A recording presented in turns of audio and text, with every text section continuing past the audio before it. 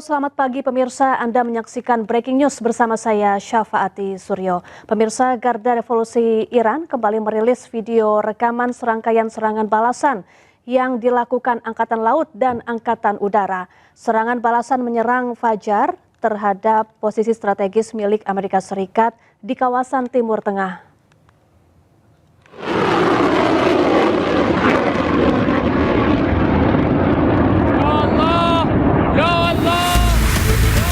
Rudal-rudal kembali diluncurkan oleh pasukan Angkatan Laut dan Angkatan Udara Garda Revolusi Iran. Rangkaian serangan rudal Garda Revolusi Iran menargetkan pangkalan militer dan posisi strategis milik Amerika Serikat di kawasan Teluk.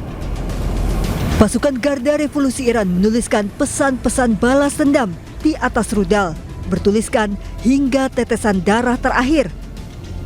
Serta manusia super dan harga diri Iran dilengkapi foto Ayatullah Ali Khamenei. Rangkaian serangan rudal dilakukan sebelum Fajar. Serangan tahap ketiga ini dilakukan sebagai respon Iran terhadap serangan kejutan berskala besar Amerika Serikat yang dilakukan sebelumnya. Serangan Garda Revolusi Iran menghantam pusat dukungan logistik dan anjungan pengisian bahan bakar untuk kapal induk Amerika Serikat di Pelabuhan Duqm, Oman.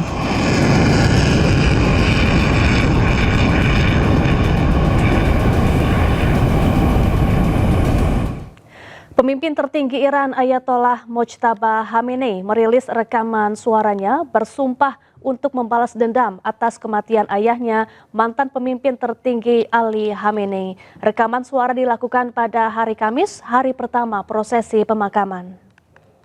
می‌بندیم که انتقام خون پاک شما و همه شهیدان این دو جنگ را از قاتلین جنایتکار و بی‌آبرو بگیریم. این انتقام خواست ملت ماست و به طور حتمی باید صورت بگیرد. این جنایتکاران که فهرستی از صدر تا ذیلشان موجود است، آرزوی مرگی آرام و در بستر را با خود به گور خواهند برد. آنها باید بدانند که این امر متوقف بر وجود شخص من یا سایر مسئولان نیست. ما باشیم یا نباشیم این مطلب محقق خواهد شد و به زودی آحادی از آزادگان در سراسر دنیا هر یک بخشی از این مأموریت. Angkatan Laut Amerika Serikat saat ini berpatroli di perairan Timur Tengah. Patroli untuk mendorong keamanan dan stabilitas Timur Tengah. Angkatan Laut Amerika Serikat menerjunkan lebih dari 20 kapal perang untuk patroli setelah serangan dilancarkan Amerika ke Iran. Pusat Komando Amerika Serikat CENTCOM merilis serangan ke Iran atas arahan Panglima tertinggi. Serangan tambahan ke Iran ini untuk melemahkan kemampuan Iran yang kerap mengancam kebebasan navigasi di Selat Hormuz. Amerika Serikat meminta pertanggungjawaban Iran atas tindakan agresi baru-baru ini terhadap kapal komersial dan sipil yang melintasi jalur pelayaran internasional.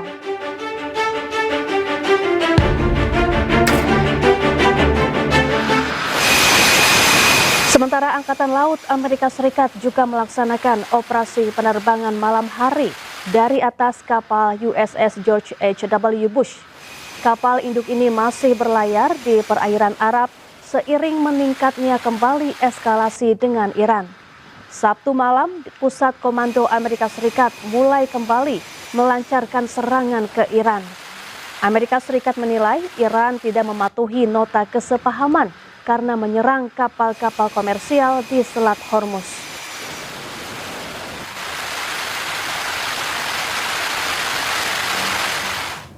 Ya, pertahanan udara Qatar mencegat rudal balistik yang diluncurkan Iran di langit Doha. Pencegatan mengakibatkan sedikitnya 3 orang terluka akibat pecahan peluru. Pertahanan udara Qatar mencegat sejumlah serangan rudal balistik yang diluncurkan Iran di langit Doha pada hari Minggu pagi. Kementerian Dalam Negeri Qatar mengonfirmasi bahwa 3 orang terluka termasuk anak akibat pecahan peluru yang jatuh dalam operasi pencegatan. Ketiga korban luka kini tengah menerima perawatan medis.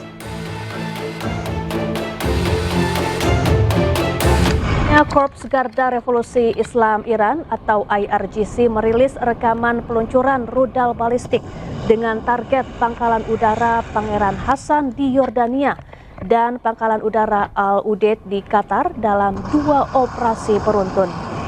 Dalam sebuah pernyataan, tentara Iran juga menyebut telah menyerang pertahanan udara dan situs radar militer Amerika Serikat di Kuwait dan Bahrain. Serangan dilancarkan sebagai balasan atas agresi Amerika yang berkelanjutan terhadap pangkalan-pangkalan pesisir Angkatan Bersenjata Iran.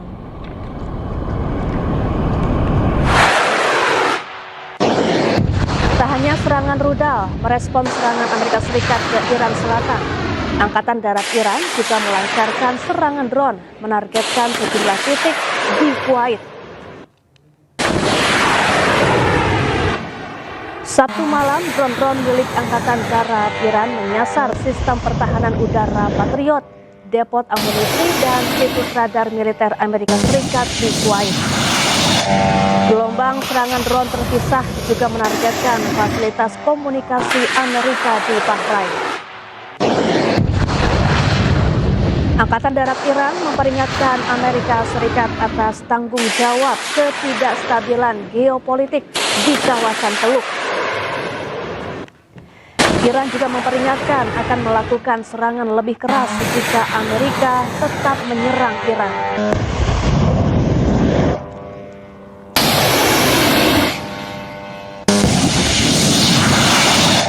Pemirsa, Amerika Serikat kembali melancarkan serangan ke kota-kota Iran yang berada di sekitar Selat Hormuz. Serangan menargetkan bangunan strategis seperti pembangkit listrik dan sekitar penyimpanan nuklir Iran. Salah satu target serangan Amerika Serikat adalah Pulau Qasem di Iran. Seorang pejabat Amerika Serikat mengonfirmasi adanya serangan keras terhadap sistem rudal, pertahanan udara Iran hingga kapal-kapal cepat IRGC di sekitar Selat Hormuz. Serangan pun semakin intens dalam beberapa jam terakhir. Pulau Qasem adalah lokasi strategis yang menjaga pintu masuk Teluk Persia. Pulau ini juga dipenuhi dengan pangkalan militer dan infrastruktur penting.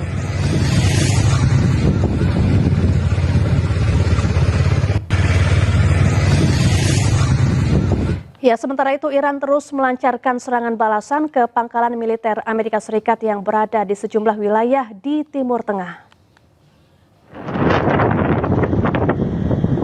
3 rudal balistik Iran menghantam sistem rudal darat milik Amerika Serikat yang berada di Kuwait. Serangan ini adalah balasan Iran atas serangan udara Amerika Serikat terhadap Bandar Abbas dan Pulau Qasem. Situasi pun semakin memanas. Kuwait dan koalisi bersiap untuk merespons. Sementara ketegangan di Selat Hormuz yang merupakan jalur minyak vital dunia terus meningkat.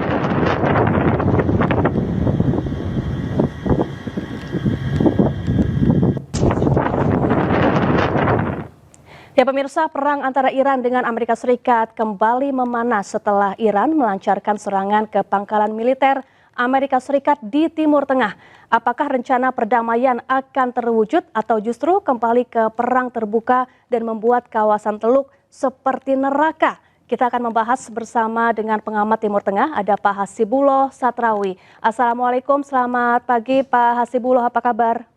Waalaikumsalam, selamat pagi Mbak Syafati. Alhamdulillah sehat. Baik Pak Hasibullah, ini gencatan senjata atau kesepakatan antara Iran dan Amerika Serikat kembali gagal. Lalu seberapa serius sebetulnya eskalasi kali ini dibandingkan dengan konflik-konflik sebelumnya? Baik, terima kasih Mbak Syafati. Sebagai gambaran dan informasi yang lebih utuh kepada masyarakat bahwa hari ini, kalau dalam catatan saya, masuk dalam hari ke-26 dari penandatanganan kesepahaman antara Iran dengan Amerika atau hari ke-136 dari perang 28 Februari yang dilakukan oleh Amerika dan Israel. Nah, apa yang terjadi? Yang terjadi adalah serang menyerang kembali yang semakin intensif, semakin membesar. Bahkan eskalasinya semakin membesar karena Iran tidak hanya menyerang katakanlah negara-negara Arab Teluk yang notabene mungkin cukup kecil, terutama pengaruhnya, tapi ini juga mulai menyerang negara-negara yang cukup berpengaruh. Tidak terkecuali Qatar dan bahkan juga Oman yang selama ini sekali lagi menjadi salah satu kekuatan Iran. Nah, saya secara kategori Mbak Syafati mencatat peristiwa ini adalah sebagai fase ke-13 yang sebenarnya secara kategori bisa kita lihat, bisa kita monitor dari tanggal 8, 9 yang memang itu istilahnya ibarat gunung es, banyak hal yang terjadi di dalam gunung ini, tapi yang meledak di permukaan yaitu persoalan Hormuz, di mana Iran sekali lagi tidak mau Hormuz itu dilepas begitu saja. Bahkan Iran menggunakan kesepahaman 14 poin yang ditandatangani 18 Juni itu sebagai penguat dasar dia untuk mengontrol lalu lintas di Hormuz. Karena kalau berdasarkan kesepahaman antara Amerika dengan Iran di poin 5 itu, Iran memiliki tanggung jawab atau komitmen untuk memastikan keleluasaan dan kenyamanan kelancaran lalu lintas di Selat Hormuz. Nah, ini yang kemudian dijadikan alasan oleh Iran untuk dalam tanda kutip mendominasi, menguasai Selat Hormuz di dua sisinya. Ini juga bagian informasi kepada masyarakat bahwa Selat Hormuz memiliki dua sisi, katakanlah sisi selatan dan sisi utara. Sisi utara itu adalah yang berbatasan langsung dengan Iran, sementara sisi selatan itu yang berbatasan langsung dengan Oman. Nah, ketika ada kesepahaman dengan Amerika bahwa Iran bertanggung jawab untuk melancarkan lalu lintas Hormuz, maka itu dimaknai oleh Iran berarti juga segala macam lalu lintas di Hormuz itu adalah harus ikut otoritas dia, harus ikut ketentuan dia. Karena itu, ketika mulai ada kapal melintas di sisi selatan, yaitu di sisi dengan Oman, dan juga kerjasama dengan Amerika, maka kemudian ini dianggap sebagai pelanggaran oleh Iran, dan Iran lalu kemudian melakukan berbagai macam serangan ke banyak kapal selama ini. Itu paling tidak kita mulai lihat dari tanggal 27, 28 di bulan Juni kemarin, lalu tanggal 8, 9 yang juga terjadi penembakan, dan hari ini di mana sekali lagi juga kembali serangan kepada kapal yang melintas sekali lagi di Selat Hormuz di sisi selatan yang oleh Iran dianggap itu melanggar ketentuan daripada pasal 5 kesepahaman di antara Amerika dan Iran. Jadi ini gunung esnya yang saya bilang yang tampak ke publik. Tapi kalau kemudian kita gali lebih dalam, tentu saja bukan hanya persoalan Hormuz sebenarnya, tapi soal yang lebih dalam, misalkan yang pertama soal yang kita sebut sebagai distrust. Tidak adanya kepercayaan di antara Amerika dengan Iran, dan yang kedua ini yang kita tidak kalah penting, yaitu adanya dendam kesumat di antara terutama di Iran terkait dengan kematian pemimpin tertinggi Ayatullah Ali Khamenei. Dan kita lihat dalam prosesi pemakaman yang berlangsung dari tanggal 4 kurang lebih sampai tanggal 9, semangat daripada tuntutan untuk balas dendam termasuk juga kepada elit-elit Amerika atau bahkan Israel yang terlibat dalam pembunuhan Ayatullah Ali Khamenei dan pemimpin-pemimpin lain itu disuarakan dengan sangat-sangat keras. Nah, saya mencatat inilah sebenarnya sebab-sebab yang ada di dalam gunung es ini yang akhirnya membuat kedua negara tidak betul-betul mau komitmen, mau menyerahkan kartunya untuk sebuah solusi yang kita sebut sebagai solusi damai permanen. Baik, Pak Hasibuloh, sejak beberapa hari terakhir Iran juga terus membombardir pangkalan militer Amerika Serikat di Qatar, Uni Emirat Arab, Bahrain, dan juga Kuwait. Lalu bagaimana dengan potensi keterlibatan negara-negara Teluk dan bagaimana posisi mereka sebetulnya? Iya, saya rasa kalau kita mau gali lebih dalam, ini sebagai gambaran juga kepada masyarakat, saya selalu sampaikan Mbak Syafati, kalau dibanding perang tanggal 28 Februari, maka untuk sementara sepertinya Iran dan Amerika tidak akan kembali kepada perang terbuka. Yang terjadi termasuk di fase ke-13 dalam catatan saya ini adalah fase, kalau di barat disebut sebagai fase bukan damai juga bukan perang.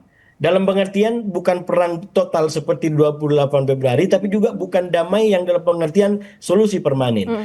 Nah, situasi hari ini adalah kita kenal sebagai situasi bukan damai, bukan perang, di mana akan ada aksi-aksi militer yang cukup kuat pada waktu dan keadaan tertentu sesuai dengan keadaan. Dan Amerika juga apa namanya, kayak ada keharusan untuk melakukan itu karena kalau harus menjadi perang terbuka, maka sekali lagi akan berhadapan dengan Kongres, dengan wewenang perang yang itu akan menjadi debatable di internal atau di kalangan politisi Amerika. Karena itu Amerika sendiri saya memahami mengikuti tidak mau menggunakan perang terbuka.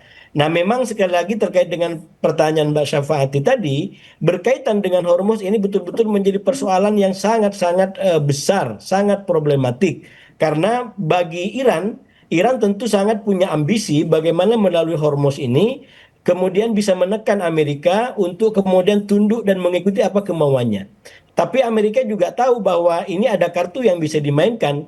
Karena sekali lagi Hormuz itu bukan hanya wilayah Iran seperti saya gambarkan tadi, ada wilayah Oman, ada wilayah Arab Teluk. Bahkan kalau berdasarkan kesepahaman 14 poin itu jelas dikatakan bahwa ke depan itu akan dikelola oleh Iran dan Oman dan juga Arab Teluk. Nah, persoalannya Amerika juga tidak polos di situ gitu. Ketika kenyataannya Selat Hormuz juga ada sisi yang berbatasan dengan Oman, bahkan juga dengan Arab Teluk, maka kemudian sisi ini coba digunakan oleh Amerika untuk mendisfungsi, untuk melumpuhkan sisi utara yang dimiliki oleh Iran, sehingga Iran tidak lagi bisa mengontrol dan menjadikan Selat Hormuz sebagai alat tekan kepada Amerika. Nah, inilah yang terjadi sekarang. Sebenarnya sekarang ini bisa kita gambarkan Iran ingin memaksakan agar Hormuz tetap berada dalam kendalinya, walaupun dia sadar wilayah selatan adalah masuk dalam wilayahnya Oman, dan yang menjadi tidak menguntungkan bagi Iran, saya melihatnya dua hal, Mbak Syafati. Yang pertama, secara nilai, perang Iran sekarang ini berbeda dengan perang 28 Februari karena tidak murni membela diri. Jadi Iran agak problematik secara nilainya karena dia agak ofensif, dia agak dalam tanda kutip ada ambisi tadi untuk menguasai wilayah lain untuk efektivitas kartu yang dia punya yaitu Oman. Jadi ini tidak terlalu murni kayak perang 28 Februari. Dan yang kedua, titik lemah yang paling kuat menurut saya ketika Hormuz ini mau dijadikan sebagai kartu yang efektif dan itu berbatasan juga atau berpantai juga dengan Oman, Oman sepertinya gagal untuk dirangkul oleh Iran untuk menyetujui ambisi dan konsepsi Iran terkait dengan penyeberangan Hormuz ke depan. Karena itu ketika Iran coba untuk memberikan proses tertentu, Oman justru memberikan pernyataan bahwa melintas di Hormuz di sisinya atau di barisan selatan itu adalah penuh dengan dalam pengertian bebas bayaran. Padahal Iran menginginkan ke depan juga masih ada bayaran walaupun bukan atas nama pelayaran, tapi atas nama keamanan. Nah, inilah yang bagi saya titik lemahnya Iran. Jadi di satu sisi sekarang Iran apa namanya nilainya tidak terlalu kuat seperti perang dulu karena itu murni pembelaan diri, dan yang kedua secara politik Hormuz itu adalah kepentingan semua. Jadi negara-negara akan mendukung kebijakan yang mengembalikan fungsi Hormuz seperti sebelum perang. Itu artinya juga Iran menjadi tidak apa namanya menguntungkan di situ. Dan yang ketiga yang paling lemah tadi menurut saya, Oman yang mestinya apa namanya bisa diamankan oleh Iran untuk mendukung idenya, justru dia lebih setuju dengan katakanlah pandangan dan persepsinya Arab Teluk yang lain termasuk juga Amerika, bahwa pelayaran di Hormuz harus kembali kepada normal seperti sebelumnya dan tidak perlu ada pungutan-pungutan apapun. Bahkan Oman sudah mulai membuka wilayah selatan untuk dilintasi oleh pelayaran internasional, dan sekali lagi itu disengaja atau tidak, disetujui atau tidak, akan membuat kartu Iran yaitu sisi utara akan menjadi disfungsi, akan menjadi tidak efektif, dan Iran mencoba memaksakan agar kartunya tetap hidup. Karena itu dia mulai menyerang Oman juga ya. Bahkan walaupun kemarin sudah mulai ada perundingan di sana, tapi sekali lagi saya membaca, ini bacaan saya, tentu ada orang lain yang mungkin punya bacaan yang berbeda, itu sah-sah saja, tapi bacaan saya bahwa Oman sejauh ini tidak berhasil diamankan oleh Iran untuk mendukung persepsinya mengenai bagaimana mekanisme pelayaran di Selat Hormuz ke depan. Baik, dengan kondisi saling serang yang semakin intens, kemudian Mojtaba juga bersumpah akan melakukan balas dendam. Apakah nantinya diplomasi masih realistis? Lalu negara mana yang saat ini masih memiliki peluang menjadi mediator yang dipercaya atau disegani oleh Amerika Serikat dan juga Iran? Ya, Mbak Syafati, saya tadi sampaikan bahwa secara kategori saya menyebut hari ini sebagai fase ke-13, di mana salah satu cirinya adalah memang ada eskalasi, tapi ini eskalasi yang terbatas. Yang saya bilang tadi sebagai fase bukan-bukan. Jadi akan ada eskalasi tertentu pada waktu tertentu, tapi tidak menjadi besar-besaran seperti 28 Februari. Nah, kalau dipahami dalam konteks itu, maka memang ini perang akan terus meluas, tapi jangan lupa kedua belah pihak masih meninggalkan jendela perundingan. Jadi perundingan masih belum ditutup. Iran membuka itu, bahkan Amerika juga membuka itu. Karena itu walaupun Trump per tanggal 11 Juli kemarin sudah menganggap gencatan senjata berakhir, ya ini salah satu ciri yang sangat kuat menurut saya dari fase ke-13 ini. Gencatan senjata berakhir yang dimulai di tanggal 13 April, maka kemudian tetap membuka diplomasi. Dan diplomasi itu berjalan walaupun tidak langsung, tapi sekali lagi dalam diplomasi itu masing-masing pihak tidak mau menyerahkan kartunya. Iran tidak ingin agar kemudian Hormuz menjadi dikelola bebas oleh negara lain, dan sebaliknya juga begitu. Amerika tidak ingin lalu kemudian Iran mendapat yang dia mau, termasuk soal nuklir. Nah, memang yang ditanyakan oleh Mbak Syafati itu menjadi salah satu kunci dalam situasi seperti ini. Kalau bagi saya sebagai pengamat, yang dibutuhkan ke depan adalah penguatan mediator. Karena ketika perang memuncak seperti ini, maka terlihat mediator tidak punya kemampuan untuk meredam dan memaksa. Pakistan tidak punya itu, Qatar juga tidak punya itu. Kalau saya menggunakan peradaban Ainyus gitu ya, dengan peradaban dangdutnya, ini saya bilang tidak mungkin kertas membungkus api. Jadi dengan berbagai macam keadaan sekarang, mediator yang masih terbatas itu ibarat kertas yang mau dibungkus adalah perang di antara Amerika dan Iran yang membara luar biasa. Kalau hanya dua negara, itu bagi saya tidak ada bedanya atau tidak jauh berbeda daripada ibarat kata dangdut tadi, kertas yang diharapkan membungkus api.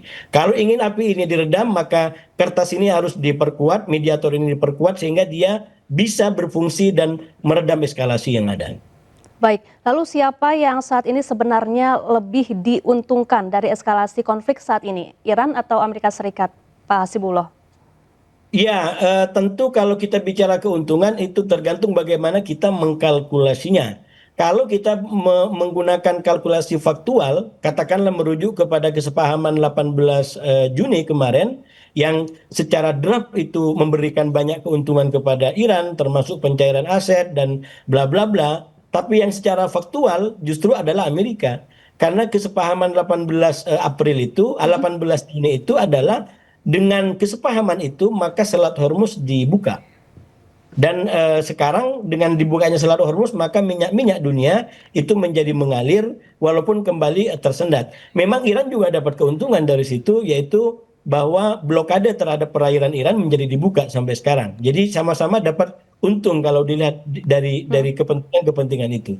Tapi ke depan menurut saya ini kedua belah pihak masih sama-sama mengkalkulasi ulang apa yang harus dilakukan untuk kemudian mencapai kemenangan lebih besar. Nah, kemenangan lebih besar ini sebenarnya kalau dari sisi Iran itu mereka ingin agar tidak dapat serangan kembali dari Amerika. Bahkan itu sering dijadikan kenapa kemudian ada klausul bahwa tidak boleh ada serangan kembali. Nah, ini persoalannya Amerika tidak mau melepas itu gitu. Jadi kesepahaman ini tidak mau dijadikan sebagai akhir dari perang, apalagi komitmen untuk tidak menyerang Iran kembali. Bagi Amerika ini hanya sebatas gencatan senjata. Kalau kemudian Iran berulah, maka kemudian akan diserang kembali. Nah, itu yang Iran tidak mau. Karena itu Iran menggunakan kembali Selat Hormuz sebagai, sekali lagi, bahkan kalau kita kembali kepada pernyataan penasihat Mujtaba, itu dikatakan bahwa Selat Hormuz itu bisa 10 kali lipat lebih kuat daripada bom nuklir. Ini kenapa Iran kemudian tidak mau melepaskan Selat Hormuz? Karena dengan dia mengontrol Selat Hormuz, maka Amerika tidak akan punya daya, dan itulah yang terjadi semenjak katakanlah awal perang ini. di mana memang Iran menggunakan Selat Hormuz, saya sampaikan berkali-kali, sebagai serangan sayap ibarat sepak bola yang itu terbukti efektif. Dengan serangan itu maka kemudian Amerika tidak punya daya lebih besar lagi.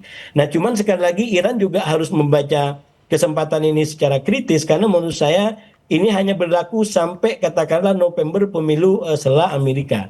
Saya menduga kalau kemudian sampai pemilu setelah Amerika belum selesai dan katakanlah Republik menang kembali, kemudian Trump tetap berkuasa, mungkin kita akan menghadapi perang lebih besar lagi, Iran yang akan mendapatkan serangan lebih besar lagi. Karena bagi saya konteks kepentingannya sudah terbebas, ya, Trump terbebas dari konteks kepentingan yang akan memaksa dia. Kalau sekarang boleh saja mungkin Amerika bilang, Trump bilang saya tidak peduli dengan pemilu, tapi orang-orangnya, partai pendukungnya itu sangat membutuhkan kemenangan. Karena itu dia akan dipaksa untuk peduli dan mendukung agar Republik bisa menang dalam pemilu setelah November mendatang. Baik, terima kasih Pak Hasibullah Satrawi, pengamat Timur Tengah, telah bergabung bersama kami di Breaking News. Selamat beraktivitas kembali dan salam sehat. Terima kasih Mbak Syafati, selamat pagi. Pemirsa, Breaking News akan kembali sesaat lagi, tetaplah bersama kami.